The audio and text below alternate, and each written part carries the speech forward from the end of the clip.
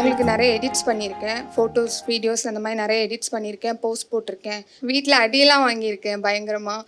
ஏன்னா எனக்கு அவங்கள பிடிக்கும், ரொம்ப பிடிக்கும். பார்க்க ஒன் டைம் ட்ரை பண்ணேன், ஆனால் நடக்கலை. லாஸ்ட் டைம் கலாட்டா சேனல்லேருந்து மீட்டிங் அரேஞ்ச் பண்ணியிருந்தாங்க, அப்போக்கும் ட்ரை பண்ணேன், நடக்கலை. ஸோ இப்போ வந்திருக்கேன். மேபி வர